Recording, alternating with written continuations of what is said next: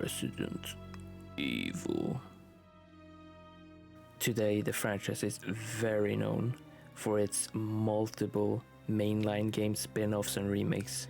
But back in 1996, it was a very experimental game because survivor horror wasn't really there yet. It took heavy inspiration from the Famicom game Sweet Home. But before we get into Resident Evil, let's do a little flashback and do a little presentation of myself. Somewhere between 1994 and 1995, I played my first video game. I don't exactly remember when it was or which game it was. Either it's Super Mario World on Super Nintendo, or it's Death Wish 3 and Donald Duck's Playground on this Commodore 64. Me having a bigger brother, I always wanted to be like him, so thanks to him I got into gaming. And it also is helpful because having a bigger brother means that he would most likely buy the games and I would play them, so I had a lot of consoles growing up, so I had a lot of exposure to video games. But I remember specifically a summer where he saved up all the money by working during the summer, doing summer work, to buy a PlayStation 1. I have fond memories of the PlayStation 1. I remember playing games like Air Combat, Destruction Derby, Alien Trilogy, Die Hard Trilogy, Adidas Power Soccer International 97. Those were like the 5 main games I remember, especially in the beginning of it.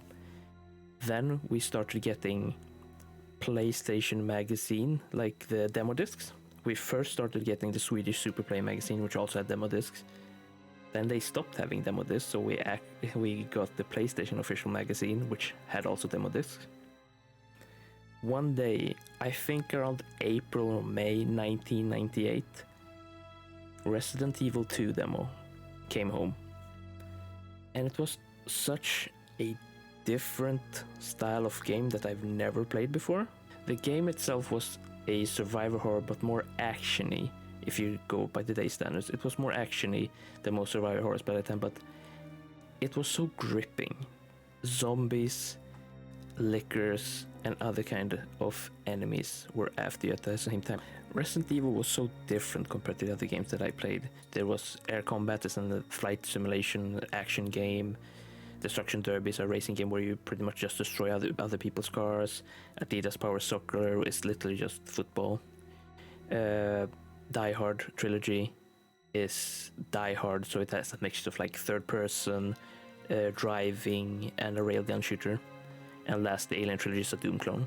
So most of these are very arcade in nature, while Resident Evil took a whole new approach to gaming. More survivor horror, limited bullets, limited healing, limited saving.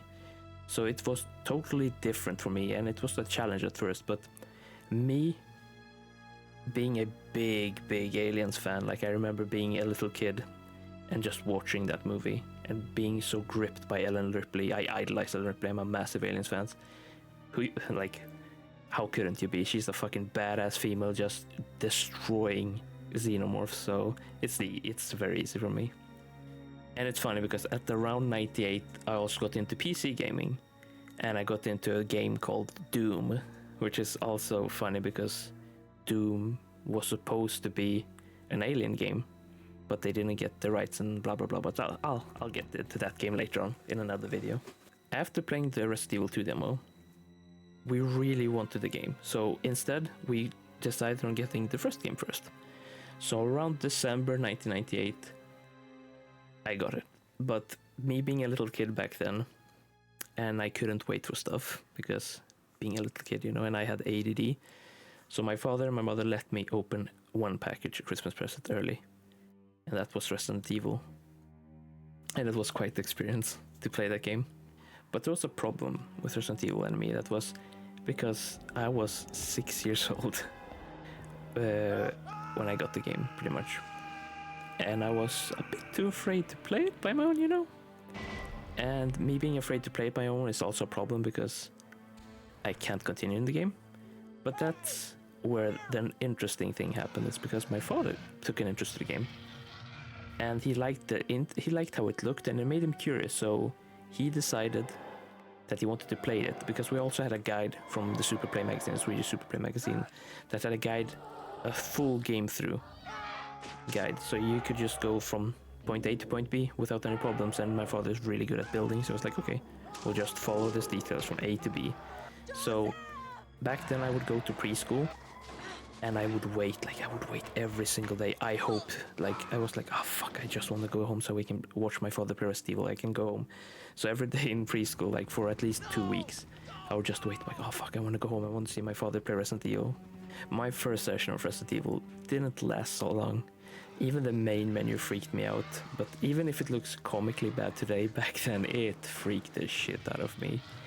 Then I got into the game.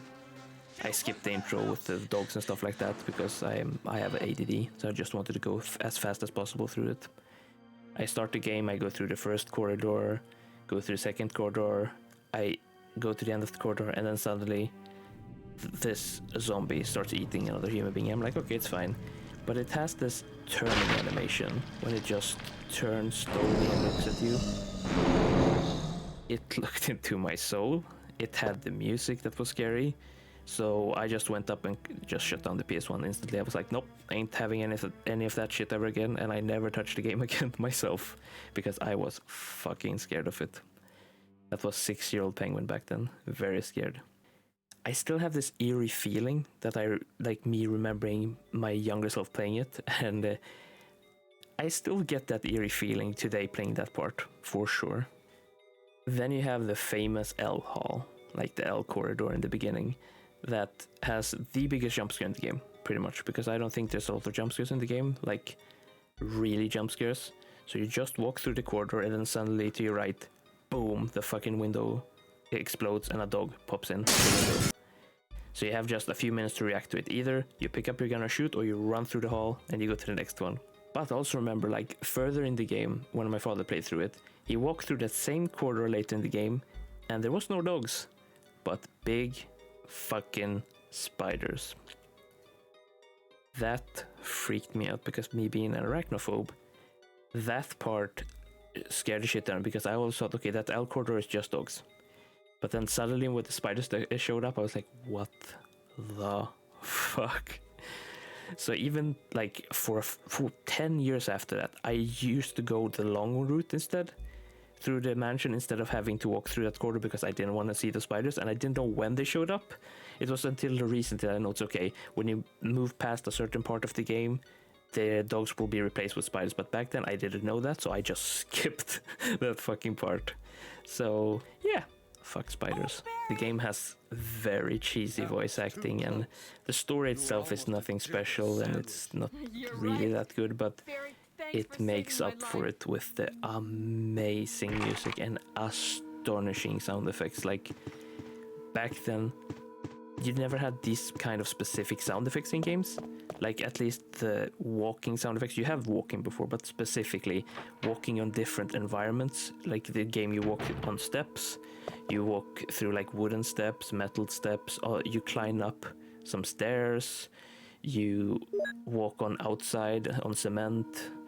Everything you walk on makes steps. You even walk on spiders. You kill dead spiders, because when you kill the big spider, some of them has baby spiders. So you walk on them and it makes the crunch sound from the spider. So it has so many sound effects I fucking love. If you would make an ASMR video just by sound effects, Resident Evil would have so many good ones just by walking around. The game's music is I would put the game's music in a Hall of Fame of itself, because it has scary music, it has chilling music, yet it has stressful music, and it has the most calming music ever in the save room.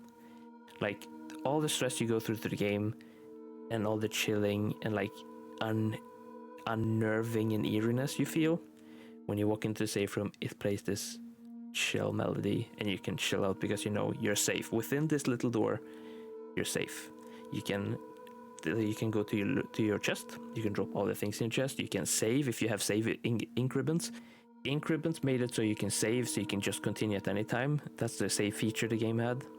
The problem is that you have limited ones, so do not use all of them at once. Back in the day when I was scared of stuff, I would just save because I knew, oh my god, I'm gonna die. Then later on in the game, you wouldn't have any saves left, which meant you were fucked, or you just had to play a long part of the game without dying.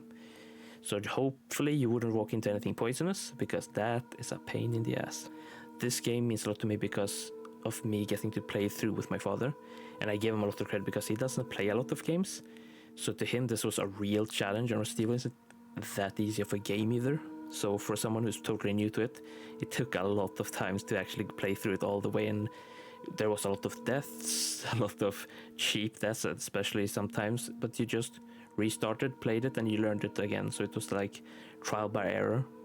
It took us a few play sessions before we beat the whole game. I would say between like a week or so.